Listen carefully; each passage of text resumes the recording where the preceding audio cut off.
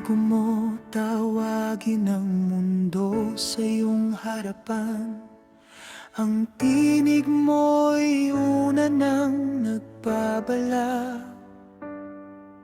Sa bawat panahon, sa bawat henerasyon, ang awa mo'y patuloy na nagsasalita. Hindi ka nagagalak sa pagbagsak ng tao, kundi sa pusong lumalapit sa iyo.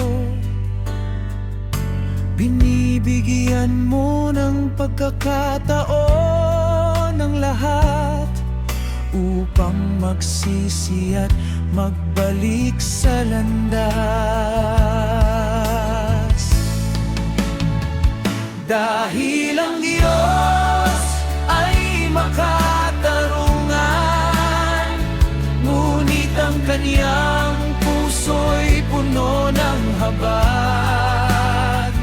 Bago dumating ang araw ng paghatol, ang iyong babalay ipinapahayag.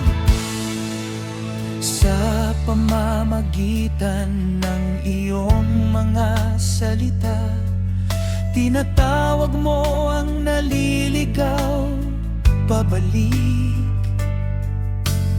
Ang iyong awa ang unang kumakatok bago ang pintuan ng paghuhukom sumapit.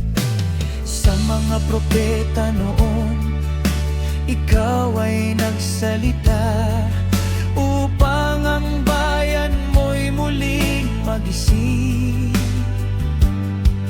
Hindi mo itinago ang darating na araw, pagkus ipinakita mo ang daang matuwid.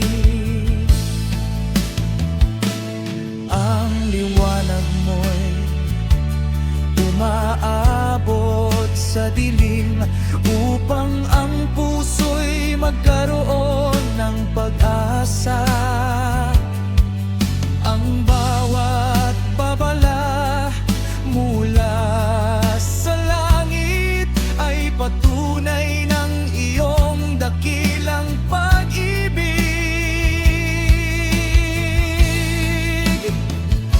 Panginoon, turuan mo kaming makinig habang ang iyong tinig ay tumatawag.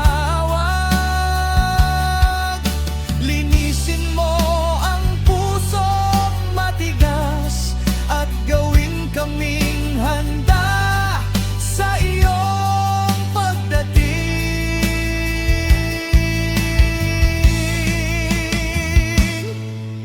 Hindi mo hinahanap ang kamatayan ng makasalanan, kundi ang pagbabagong nagmumula sa iyo. Sa iyong awa kami